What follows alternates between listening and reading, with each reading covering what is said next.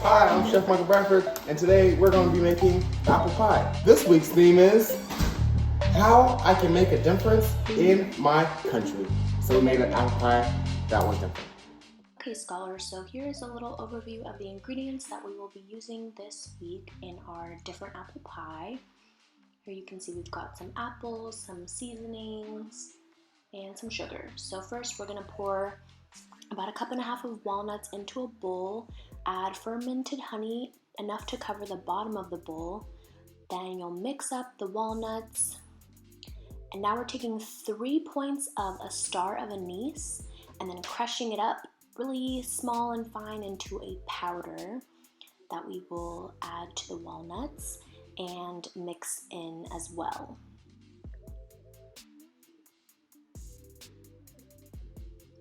Next, we're going to add a little bit of salt just to help bring out some of the flavors. We'll sprinkle that in and then also mix that into our wet walnuts. Next up, we're going to fill up a large bowl with cold water and begin adding some lemon to the bowl. So we're going to add some skins of the lemon and a bunch of lemon juice from about half of a lemon. So this is going to create an acid bath for our apples. You can just drop that whole half a lemon in there, and we want the water to be really, really cold. That's what it'll look like. Next, we're going to start slicing our apples. So we have some Granny Smith apples and some Honeycrisp apples. We're going to decore each apple. So how you can do that with a knife easily is to lay the apple slice on its side and cut the core out. And you can see that you'll be left with a flat apple slice. And this way you can preserve a lot of the apple. And there's another shot. And then we're gonna slice up the apple really thin as you can. Make sure you tuck your fingers back so that you don't cut yourself. And just be really, really careful and cut a bunch of apples up into some small slices. We will cut up about 4 apples. Next, we're going to start our whipping sauce cream. So we're going to add a whole little carton of whipping cream and a few dashes of nutmeg, and then slowly stir it with a fork until it's all incorporated. Then we'll pop it to the fridge and set it aside. Next, you're going to mix up your apples into that acid bath and pop that into the fridge to make sure it gets nice and cold.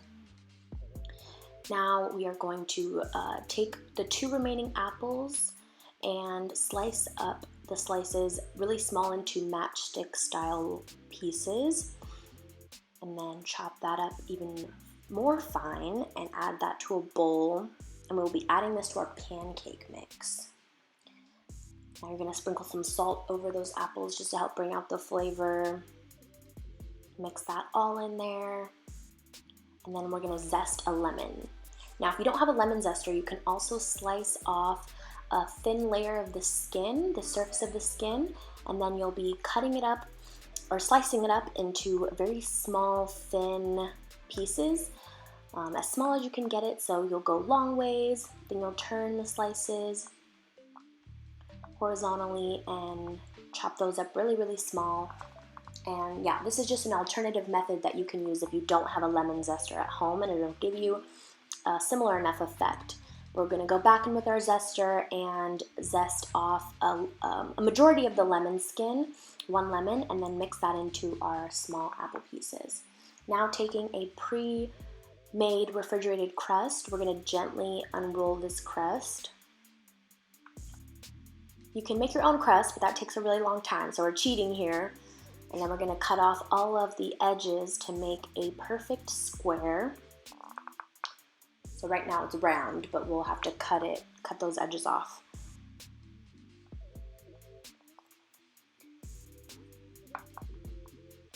And then we're going to measure up along the side of our baking dish, our round baking dish, and mark where we need to cut. And then you'll make 1 slice, and then you can use that slice as a stencil. Line it up, make sure it fits, You want it to cover the edge of the glass and also a little bit on the bottom. And then, like I said, you'll use that as a stencil and cut up the rest of the pie crust. And then you'll start lining your dish with that crust. And again, make sure that a little bit covers the bottom of the glass. And you'll lay all the edges around. And then you're gonna pour about 1/4 of a bag of pancake mix into a bowl and add a lot of cold water. You want the pancake mix to be very thin. And you'll also add 10 dashes of ginger and then preheat your oven to 400. Now continue whisking that pancake mix together. Make sure you get out all the bubbles, or not the bubbles, the lumps. You don't want any lumps in there. And you'll pour a little bit of that mix onto the bottom of your baking dish, and then make sure you coat the sides of the dish so that the pancake mix gets under the pieces of crust that we laid down, sort of to create a bond. And then you'll butter up a hot pan, and you'll want to use a lot of butter. We're going to add those small apple slices to our pancake mix and mix that in. And then we're going to add a little bit of sugar to make it extra sweet. And then you're going to pour a generous amount of pancake mix into a pan, and you're going to want to create pancakes that look about that size, just so that they fit into your glass baking dish. Now, Chef Michael didn't have a spatula, so his job got a little harder, but your job would be a lot easier if you did have a spatula. But he managed to get the pancake up off the pan, and you'll want the pancake to be quite dark on just one side, and then you'll lay that down into your dish. And you're gonna do another pancake that's only dark on one side, as you can see there. And then after you have those 2 pancakes down at the bottom, you'll start layering apples, your apple slices that you pulled out of the fridge. They should be nice and cold and crisp. And you'll start layering those over the pancakes. And then adding some nutmeg, as well as some cinnamon.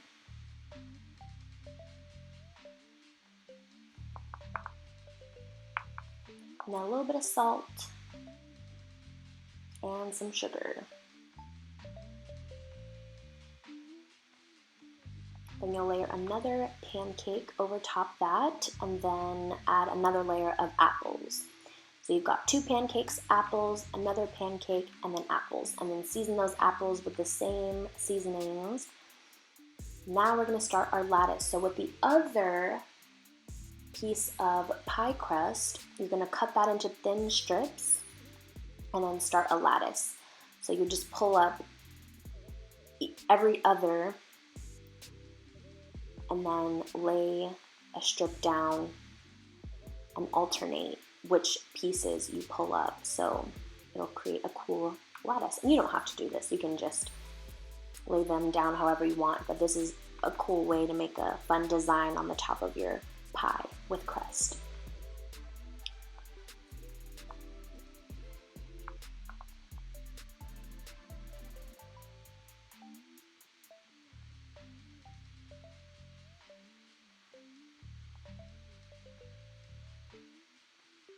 Pulling every other up and alternating which strips you pull up, then topping that with some sugar, just so that the crust caramelizes really nicely in the oven.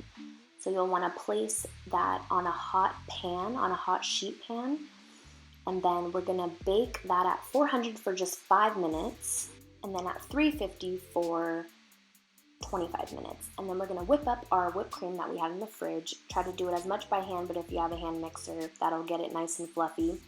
Now once the pie is done, we're going to add some of those walnuts to the top, and the bottom of your pie should look like this, with those pancakes on the bottom.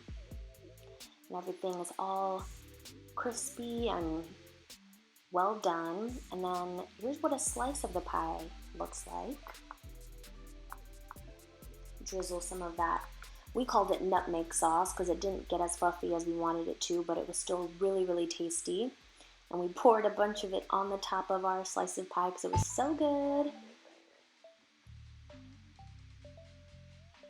and we just ate it all up and took some home. Okay, that's how you make apple pie. See you guys next week.